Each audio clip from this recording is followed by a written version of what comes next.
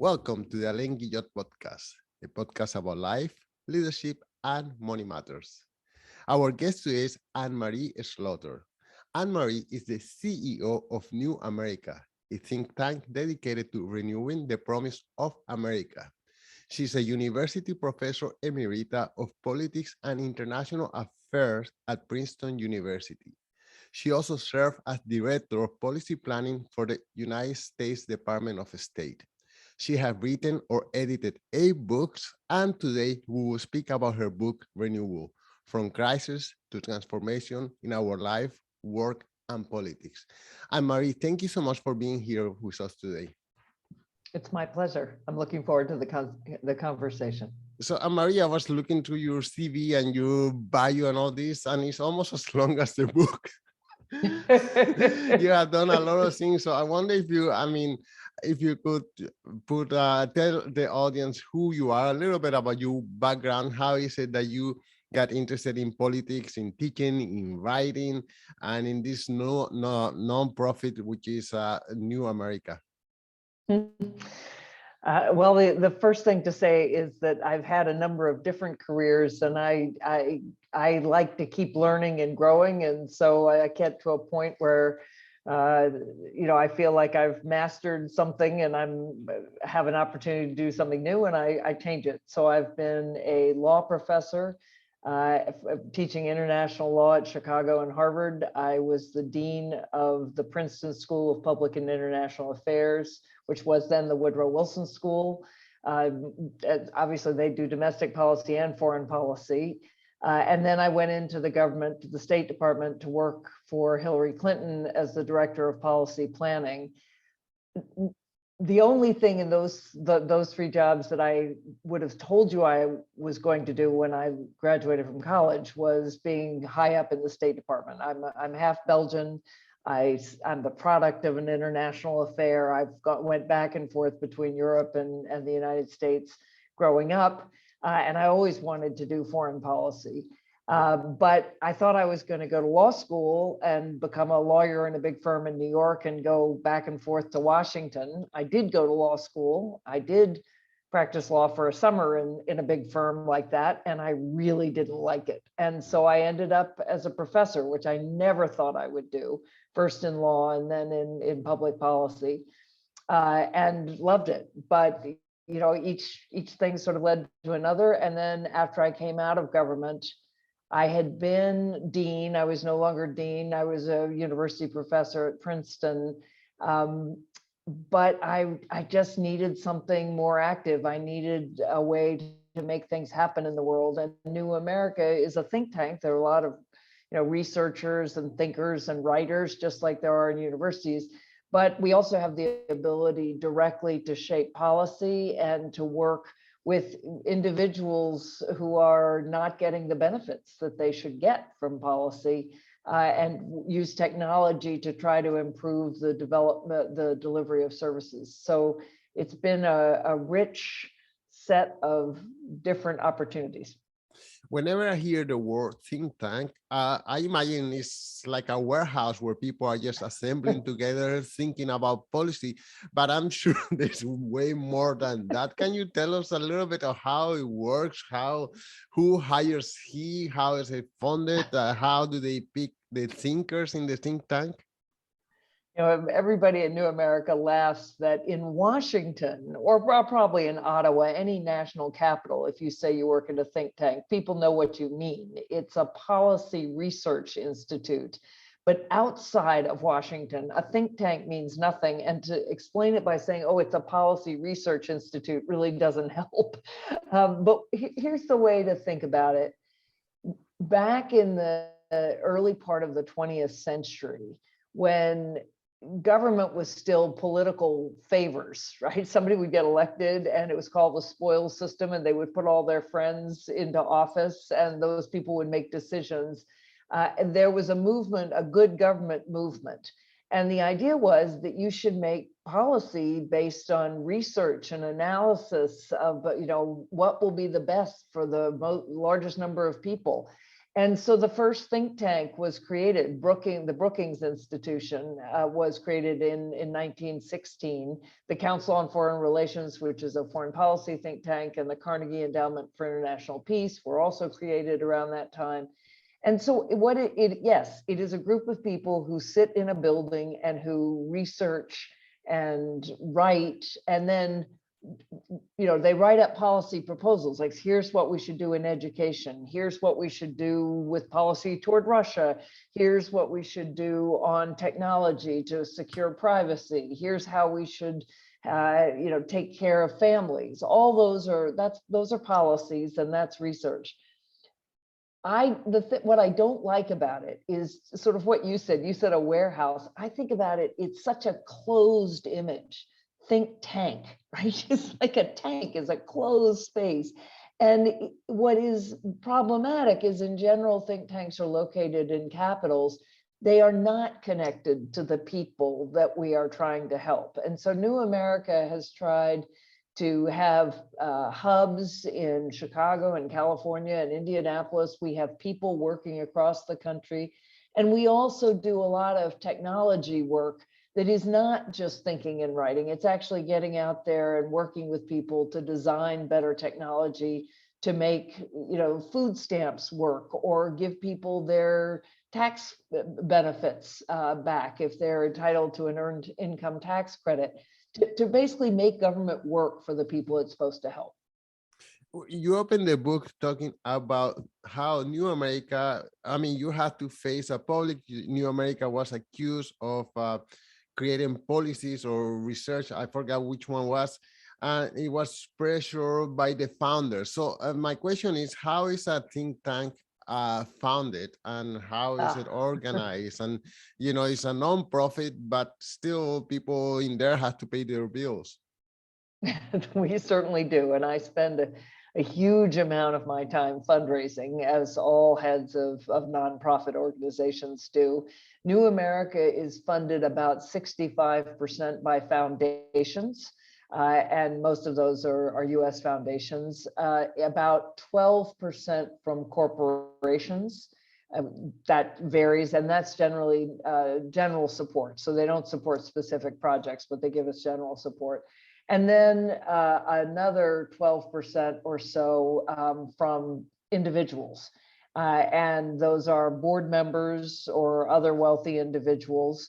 And then finally, we take a little of government money and some money from universities.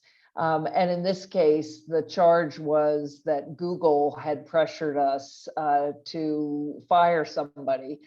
And that would be devastating if it were true, because we depend on our independence, right? You have to be able to read what we write and think, this is not paid for by any corporation, or this is not.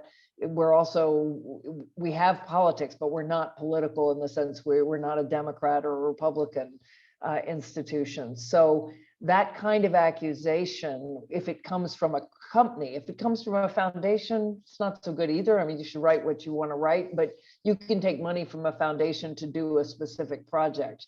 You cannot take money from a corporation in any way that would compromise your independence. So this was a very serious charge. As I write in the book, the charge wasn't true, but I also made a lot of mistakes that really did very nearly damage our reputation. I think I can fairly say it hasn't now, but it was not a good time.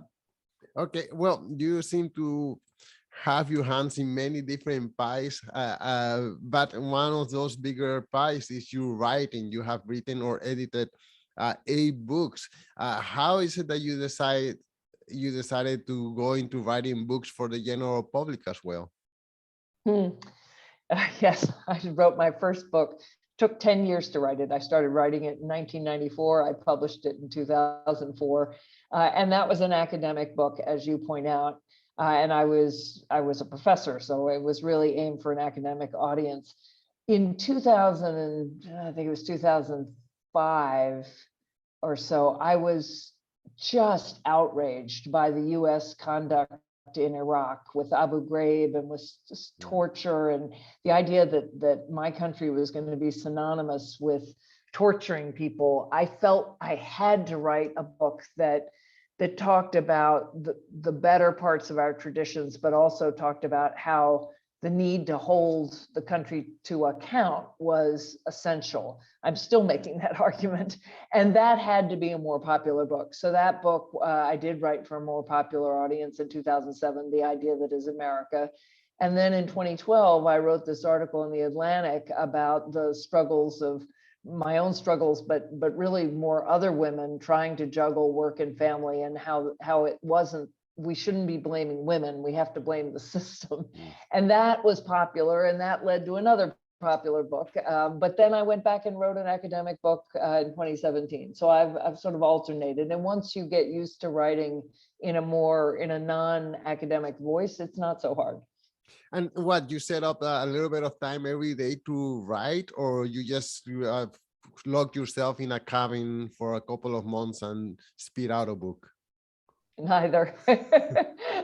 I admire these people who set out a certain time to write every day. And I have one friend who writes many books, and he doesn't do anything else till he's written 1,250 words every day, which I just can't do. There is no routine for me, except that I get a lot of writing done. I used to on planes because I would have a lot of time. The main way I get books done is to write a book proposal and then get a contract with a publisher and have a deadline. And when you have a deadline, you make time. And so sometimes that's early morning, that's weekends, that could, and often when I'm really writing hard, I'll take a week or two out of my job as vacation, just because you do get to a point where you can't do it in bits. You have to just be immersed. But that's it's sort of a mix of all those things. Wow. Okay, so you like writing under the pressure of a gun to your head? Yes. I was that way in high school and college, and it hasn't really changed. So what can you tell us about this book, Renewal? What can the listeners expect to find in it? So it's a book that operates on a number of different levels, and it's a short book. It's 150 pages, and it isn't, it's not written like a policy book. It's not, you don't march through arguments. There's sort of different pieces that I weave together. At one level, it's a leadership journey. It's a story of my own kind of crisis, and then a discovery of a better way to lead, and it talks about things like running toward the criticism, which is something I heard from a board member, how to take risks, to build resilience, to lead from the center and the edge, and to share power. And so that's the first half of the book there, and that it's about leadership. It's also about organizational transformation, and many of our organizations are being challenged by younger people, by changing times, and I write about that and write about what I did. It's also a book about how the same things that you need to do, I believe, as a leader, as a person, to really face yourself as honestly as you can, to look at your past, to acknowledge where you've made mistakes. That part of renewal is necessary to move forward. And I think that's true for individuals, but also for countries. And in this case, I write a good bit about what that would mean for the United States, and how, in fact, if the United States is prepared to reckon with its past, then it can actually build a quite different future. I wonder if you could talk a little bit about the leadership styles of men versus women. I mean, this is something that you are familiarized with, and it's a subject that continues recurring, and we men tend to boast and call attention upon ourselves to highlight how great we are, and it seems like women are a little bit more reserved, but then men get salary increases faster because we just cannot stop speaking about ourselves? I'm gonna shut up and let you. Well, it's true that what for men is a kind of natural or healthy would be regarded as healthy self-promotion. In other words, don't hide your light under a bushel, make clear to your boss, all the good things you've done. And I have men who work for me who do exactly that. In a woman, that's often criticized as bragging or being egotistical. So it isn't necessarily that the woman is more reserved, it's that she's getting very different messages about what behavior is acceptable or not. But that goes in multiple directions. So when I started out as a leader, my husband really was very helpful to me in terms of kind of teaching me how to present myself so that people would take me more seriously. Many women kind of apologize before they start speaking. So they'll say, I'm not an expert, but, and my husband would say to me, if you tell people you're not an expert, then why should they listen to you, right? And it's not only women who do that, men do that too. But the point was, he kind of taught me to be more masculine in the sense of self-presentation and how to take up space, to make sure people take you seriously. And I do think that's important. It's for many women. You have to adapt to ways of leadership that are centuries old. At the same time, I think many men are finding that doesn't work very well for them, particularly with the younger generation who's not really interested in being told anything.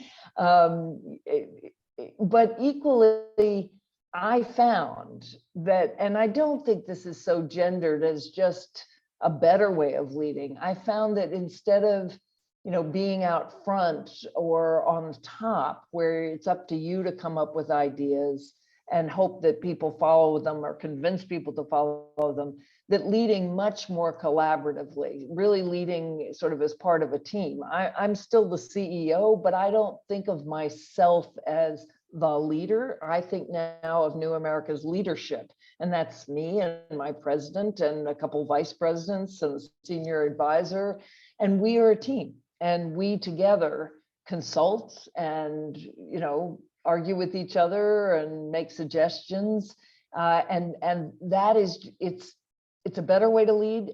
You could say it's more feminine and kind of cooperative. I think it's a more adaptable and wiser way to lead in a time of this kind of rapid change and many challenges. Wow. In respect to international affairs, and there is a lot going on right now in the world. Critics say that, well, Americans, that's nice that they try to export this idealistic democracy and way of, highlighting a better way of governance, while at the same time, there are so many mistakes Americans haven't acknowledged yet, from genocide of Native Americans to slavery to still treatment today of Black Americans. I wonder if you could just share one or two thoughts about that subject. Well, I thought it was very interesting in the summer of 2020 when President Trump was still in office, and he was talking about America first and how we're the greatest nation in the world. And he was very disliked internationally, not by everyone, obviously, President Bolsonaro, and there were other Trump fans, but for many people. But what really was making a difference in the world, or what people were copying, were the Black Lives Matter demonstrations. And people were paying attention to those, but they were doing the same in other capitals.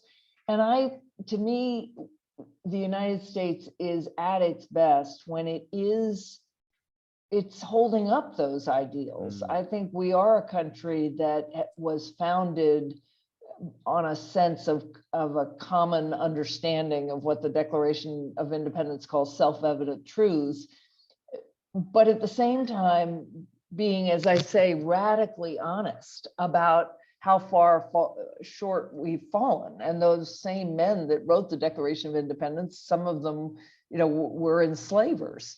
And knew it. It's not like they didn't recognize the difference. It's not like they did think that African Americans were, subhuman in comparison to white Americans, but they thought they were human. It's not like they didn't understand the contradiction.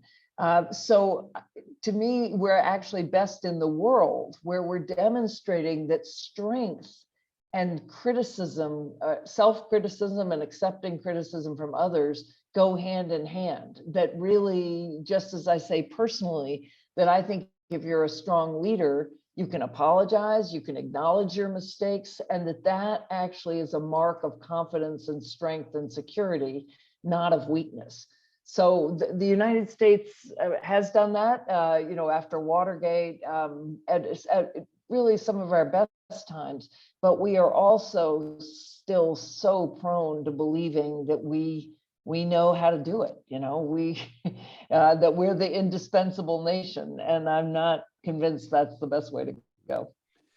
You share on the book your vision for the 250th anniversary of the Declaration of Independence. I wonder if, as a last question, can you share that vision with the listeners? I can. So 2026 will be the 250th anniversary of the signing of the Declaration of Independence. And one way to think about it is for the first 250 years of the United States' history. It's not America's history. America's much bigger, of course, North and South and Central, but it's the United States' history. We have been a majority white nation, indeed a vastly majority white nation for much of that time. The next 250 years, that won't be true. We will be a plurality nation. There will be no one group that has a majority. That is very different. To me, it's wonderful. We are a country that reflects the whole world, and I hope we can connect the world through our people and through what we do. So I have an image, though, of the celebration of 2026 being a combination of real reckoning. So I imagine a reparations commission that actually can make recommendations about how we honor many of those whom we have wronged, how we actually try to make reparations, even financial reparations. So there's one whole part that of exhibits and reflection and commemoration. There's another part that's looking forward to a really bold vision of a plurality nation. I talk about changing our motto from e pluribus unum, out of many one, to pluribus et unum, many and one. That we can be many, many different groups and cultures and mixes. Like I'm half Belgian and half American. And at the same time have a sense of common identity as Americans. I don't think it's hard to be both and then I also imagine a founders project where I say, President Obama and President Bush, former President Obama and former President Bush would come together and create a commission to name 56 additional founders to match the founders who signed the Declaration of Independence. And I got that idea from President Obama eulogizing John Lewis, Congressman John Lewis, the great civil rights leader. And he said, he was a founder of that fuller, fairer, better America. And that's the vision I have for 2026 to then start the next 250 years of what I hope will be a more honest but equally idealistic nation. Wow, there is so much to cover. One last question. I wonder if there is anything that, since we're coming to the end of the interview, anything that I didn't ask you that maybe you would like to point out before we close the interview?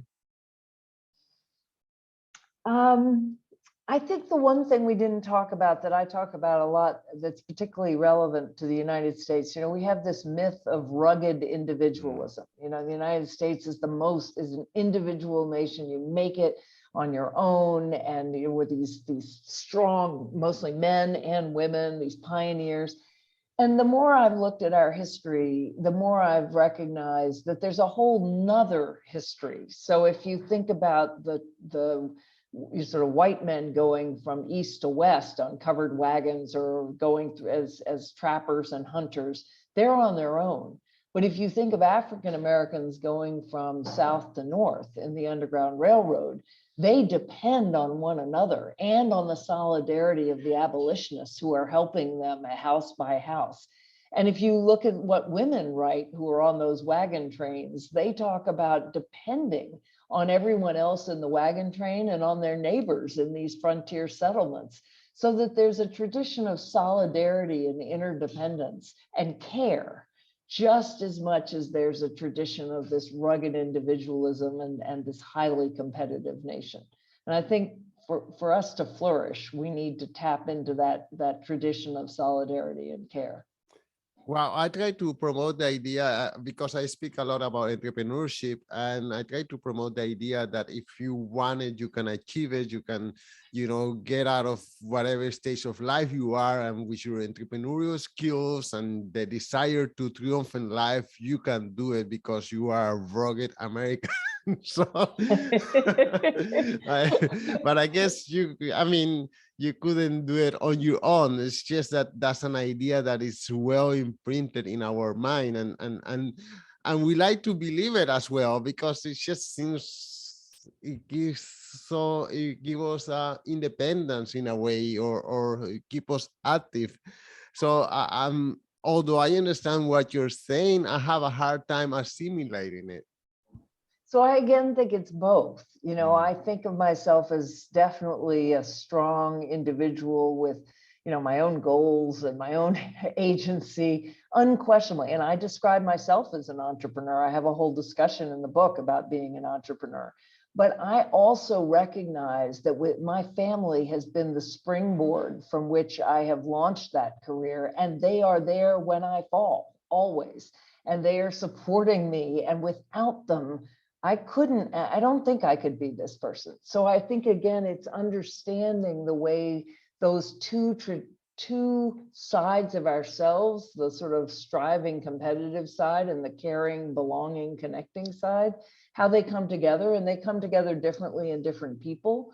But, it's even a lot of great entrepreneurs, if you ask them, they'll thank their family or their friends or that friends and family round, those people who were there for them when they really needed them. You know what? I need to read that chapter twice. But okay, Anne-Marie, this has been fantastic. I wonder if you can tell us one more time the title of the book and where can the listeners follow the work that you continue doing? Oh, yes. So the title of the book is Renewal: From Crisis to Transformation in Our Lives, Work, and Politics. And you can follow me on Twitter, and you'll see everything I publish if you do at Slaughter AM. I would also encourage you to follow the website of New America, where I write, but also you will find all sorts of fabulous work. Anne-Marie, thank you so much for your time. Thank you. I loved it.